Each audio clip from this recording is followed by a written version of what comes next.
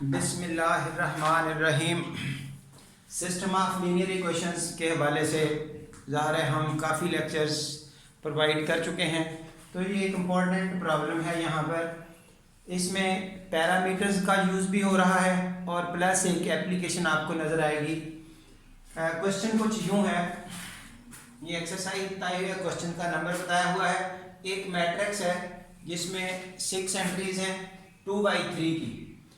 Find a matrix B such that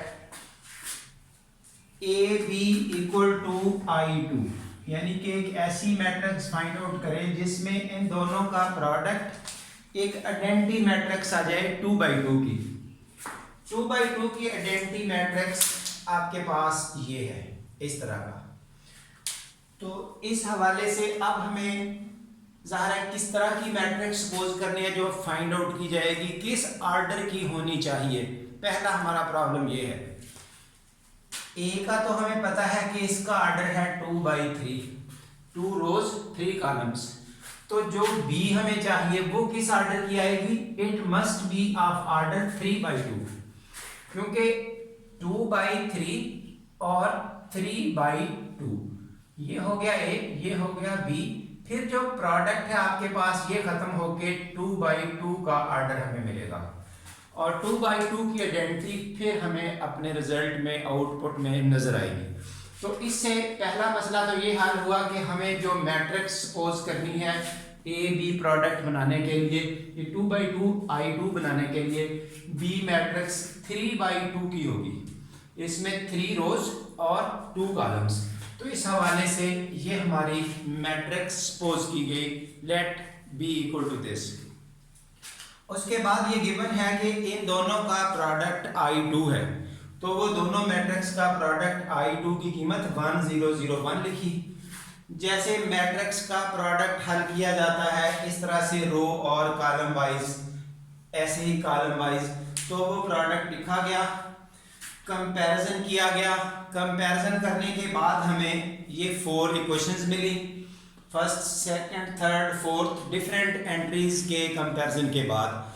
अब इस first और थर्ड का एक सेट है, 2 और 4 का एक सेट है, तो फर्स्ट और थर्ड का सेट कंप्लीट किया जा रहा है ये वाला।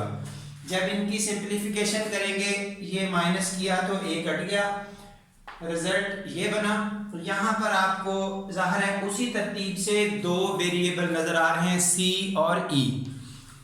एक को पैरामीट्रिक वैल्यू असाइन की जा सकती है, say T, E equal to T. जब उस ई की जगह टी लगाया तो हमें सी की वैल्यू ये मिल गई। फिर ये ई और सी उठा के फर्स्ट या सेकंड से फर्स्ट में पुट किया गया, तो ये दोनों वैल्यूज लगाने के बाद हमें ए मिल गया। इस तरह से ए, सी और E in terms of T parameter हमें आउटपुट मिल चुकी। सिमिलर सेटअप हमारे पास इस स्ट्रक्चर का है, ये दोनों डील की जा रही है। अब 2 और 4 को जब सिंप्लीफाई किया जाएगा तो उसकी सिंप्लीफिकेशन उसी तरतीब से इनको सबट्रैक्ट किया तो ये बी कैंसिल हुआ, रिमेनिंग डी एफ। और इस डी एफ में से फिर 2 वेरिएबल्स आ चुके, एक को पैरामीटर असाइन करना है, से इस f को पैरामीट्रिक वैल्यू अब s असाइन कर दी गई। वो s लगाने के बाद आपको ये दोनों वैल्यूज मिल गई f और d। अब हमें b चाहिए, इस 2 या 4 में से किसी एक को यूज करें, से 2 को यूज किया तो फाइनली हमें ये b मिल गया। अब s और t 2 अलग अलग पैरामीटर्स थे, तो वो बता दिए गए कि ये दोनों के दोनों पैरामीटर्स हैं। और अब हमें फाइनल वो मैट्रिक्स जो हमने स्टार्ट में सपोज की थी, A B C D E F, उनकी रेलेवेंट वैल्यूज हम उठा के यहाँ पुट कर रहे हैं। ये वो रिक्वायर्ड मैट्रिक्स है जिसमें एस और टी पैरामीटर्स होंगे। इन पैरामीटर्स को चेंज करते जाइए, आपको इन्फिनिटी मैनी इस तरह की मैट्रिसेस मिल जाएंगी। तो ये तो था पहला स्टेप कि हम एक मैट्रिक्स बी फाइंड आउट करें। उसके बाद एक अजीब सी पोजीशन है, does this mean A is invertible. ये इंपॉर्टेंट चीज है। अब इनवर्टिबल का मीनिंग क्या है? इनवर्टिबल वो मैट्रिक्स होती है जिसका इनवर्स एग्जिस्ट करे। If inverse of a matrix exist then it is called an invertible matrix. और फिर उसको चेक करने का तरीका क्या होता है, अगर दो मैट्रिसेस को मल्टीप्लाई करें रिजल्ट आइडेंटिटी मैट्रिक्स आई आ जाए, फिर वो एक दूसरे का इनवर्स होती हैं। ये रेगुलर रूटीन मैटर है जो आमतौर पे बच्चे के माइंड में होता है। इसी चीज को देखते हुए दो का प्रोडक्ट तो बन गया आइडेंटिटी मैट्रिक्स। तो क्वेश्चन पूछने वाले ने इसीलिए पूछा कि क्या इसका मीनिंग है कि जो ए मैट्रिक्स है उसका इनवर्स एग्जिस्ट करता है। यहां आंसर नोट करें, आंसर इज नो, इसका इनवर्स एग्जिस्ट नहीं करता। वजह, प्रोडक्ट तो I2 बन रहा है, फिर इनवर्स क्यों नहीं है? उसकी दो रीजंस हैं। ए बी प्रोडक्ट I2 और it must be of this type B A product B I2 होना चाहिए। यानी कि अगर वो ए मैट्रिक्स इन्वर्टिबल है, बी मैट्रिक्स फाइंड आउट कर ली गई जिसका वो इनवर्स बन रही है, इस साइड से भी रिजल्ट I2 आए, बी ए प्रोडक्ट वाली साइड से भी I2 आए, तो अब जब हम इन दोनों मैट्रिक्स का बी ए प्रोडक्ट बनाएंगे, वो हो सकता है प्रोडक्ट ही पॉसिबल ना हो, अगर हो भी जाए तो वो आइडेंटिटी नहीं बनेगा। सेकंड रीजन जो बगैर देखे सोचे समझ आ रही है, उसके लिए कोई खास वर्किंग की जरूरत नहीं है।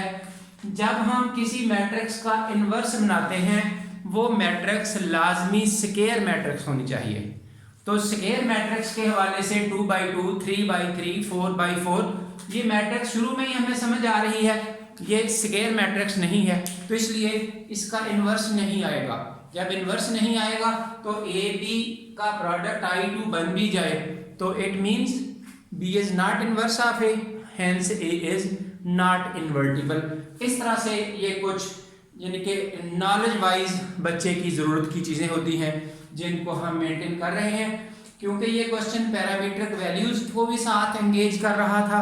वैसे मैट्रिसेस के चैप्टर में होना चाहिए, लेकिन इन पैरामीटर्स की वजह से यहाँ पर मौजूद है, तो इन पैरामीटर्स को यूज़ करने का रास्ता भी आपको मिल गया और ये एक इम्पॉर्टेंट क्वेश्चन का आंसर भी मिल गया।